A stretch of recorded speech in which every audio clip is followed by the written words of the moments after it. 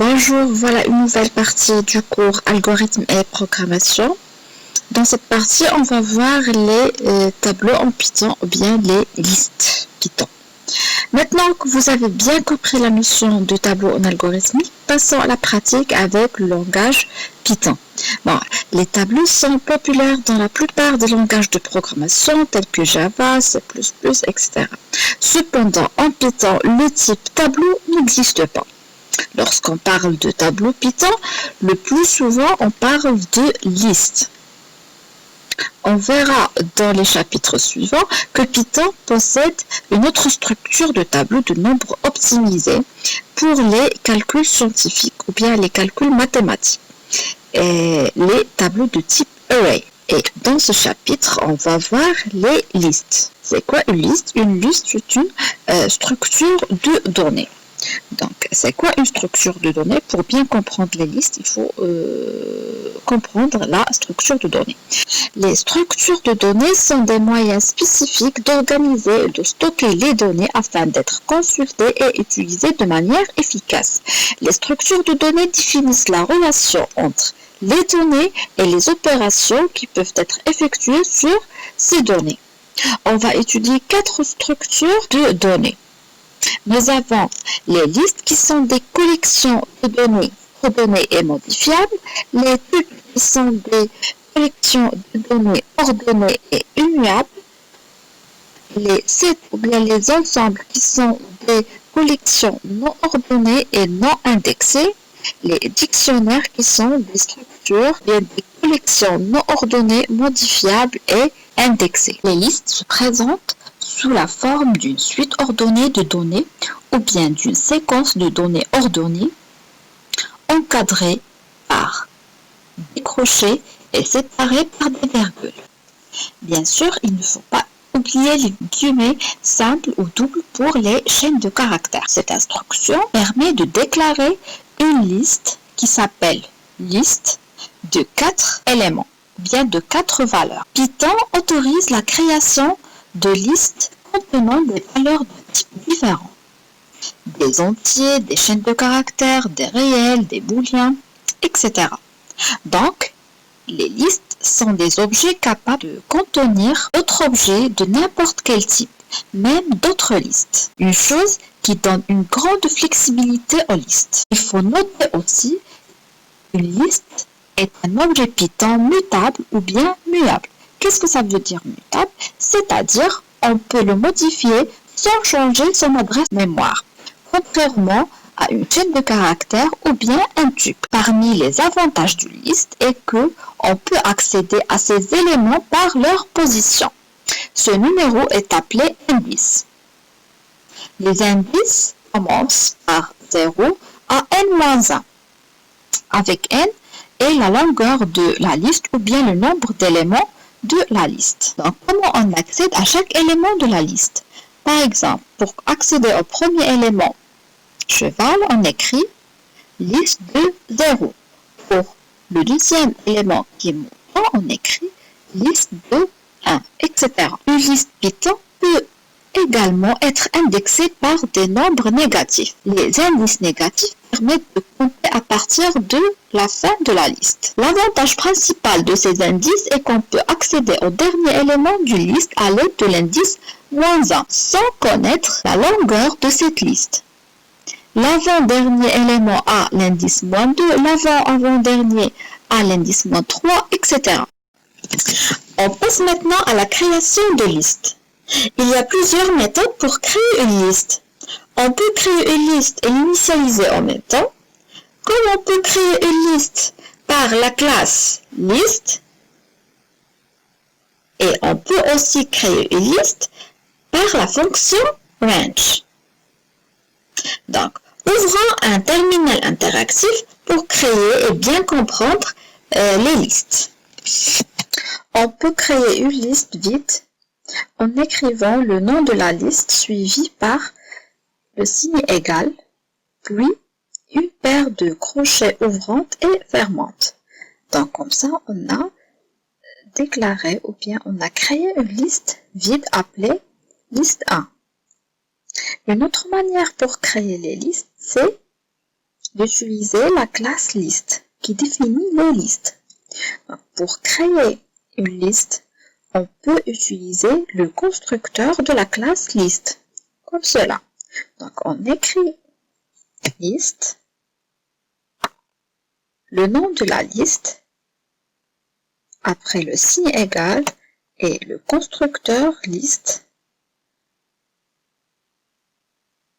Pour afficher une liste, il suffit de taper son nom, comme par exemple liste 2. Donc voilà le résultat qui est vide, il est vide. Liste 1 aussi vide. On va créer une troisième liste en utilisant la fonction range. Cette commande permet de générer une liste contenant tous les nombres entiers allant de 0 inclus jusqu'à 20 exclus. Donc, elle crée une liste de 20 éléments. Dans cet exemple, la fonction range a pris un seul argument. L'argument, c'est la valeur qui se trouve entre parenthèses. Mais elle peut prendre 2 ou 3 arguments. Voilà pour la liste 4. La fonction range a pris 3 arguments. Donc, elle va générer des nombres à partir de 3 inclus jusqu'à 40 exclus avec un pas de 2. Et voilà le résultat. La fonction range a 3 arguments. From, to et step. On commence par le premier argument qui est from. Il indique la première valeur à générer. Sa valeur par défaut est 0.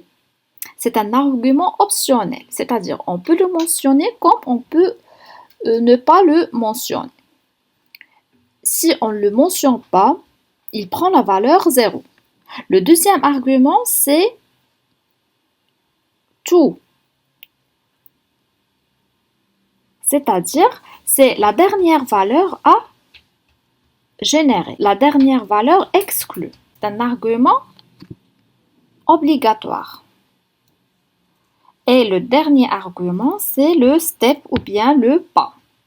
C'est un argument optionnel, il prend par défaut, si on ne le mentionne pas, il prend la valeur 1. C'est le pas à sauter pour passer d'une valeur à une autre valeur. Pour bien comprendre, on va prendre des exemples. Voilà la fonction range avec 3 arguments. Nous avons 5, 10 et 2. Donc, le premier argument 5 correspond à la première valeur à générer. Le 10, c'est la dernière valeur à générer, bien sûr, la valeur exclue à générer. Et le 2, c'est le pas. Donc, la liste générée est la suivante. 5, 7, 9. Pour le deuxième exemple, nous avons range avec 2 arguments, 5 et 10. 5 qui correspond à la première valeur à générer, il est inclus, et 10 correspond à la dernière valeur à générer qui est exclue. Donc, avec le pas, cette fois, le pas n'est pas mentionné, donc le pas égale à 1. Donc, voilà la liste générée. 5, 6, 7, 8, 9. Il ne faut pas atteindre le 10. Pour le dernier exemple, la fonction range prend un seul argument, donc l'argument obligatoire, c'est la dernière valeur à générer. Donc, on commence par défaut, on commence par 0 jusqu'à 10 avec un pas par défaut de 1. Donc, on va de 0 jusqu'à 9. Bien sûr, 10, la dernière valeur est exclue. J'espère que vous avez bien compris la fonction range, comment elle travaille. C'est simple, il faut juste revoir ces exemples et vous allez bien comprendre. Une autre manière de créer les listes si la liste contient un seul élément qui se répète, c'est d'utiliser l'opérateur de multiplication. Par exemple, pour générer une liste qui contient une vingtaine de nombres 1, il faut écrire 1 entre crochets fois le nombre voulu, par exemple 20. Les listes possèdent plusieurs méthodes très utiles à leur manipulation et qu'il est nécessaire de connaître pour utiliser ces structures de données efficacement. Donc, pour cela, on va créer une liste qui s'appelle liste et qui contient 4 éléments, par exemple. Pour ajouter un élément à la fin de la liste, on utilise la méthode append qui prend comme paramètre ou bien comme argument la valeur à ajouter.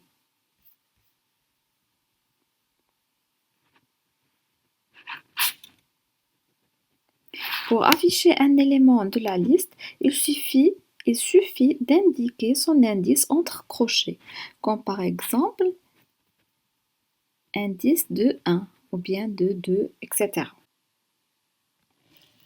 Comme on peut utiliser les indices négatifs, comme par exemple liste de -1, qui permet de retourner ou bien d'afficher le dernier élément de la liste. La méthode remove permet de retirer la première valeur trouvée.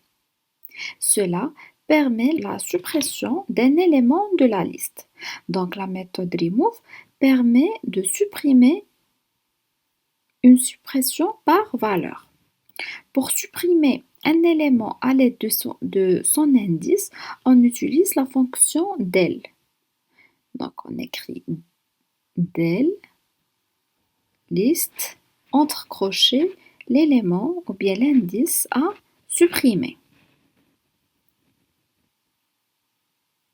On passe maintenant à une autre fonction, ou bien à une autre méthode qui est la méthode reverse, qui permet d'inverser l'ordre des éléments de la liste. Il est possible de compter le nombre d'éléments d'une liste avec la fonction len. Donc, cette fonction permet de retourner la longueur de la liste. Par exemple, pour connaître le nombre d'éléments de la liste, on fait len, entre parenthèses, le nom de la liste. Pour connaître le nombre d'occurrences d'une valeur, on utilise la méthode count. Cette méthode permet de retourner combien de fois un élément apparaît dans une liste. La méthode index permet de connaître la position d'un élément donné. Pour les opérations sur les listes, l'opérateur plus permet de concaténer deux listes et l'opérateur étoile ou bien de multiplication permet une concaténation itérée. Pour bien comprendre comment ça se passe ou bien comment ça se fait pour la concaténation ou bien la concaténation itérée, voilà, on prend un exemple. Donc, on va prendre deux listes, la liste 1 qui contient les éléments 2, 5, 6 et liste 2 qui contient deux éléments 3, 7. On commence tout d'abord par la concaténation.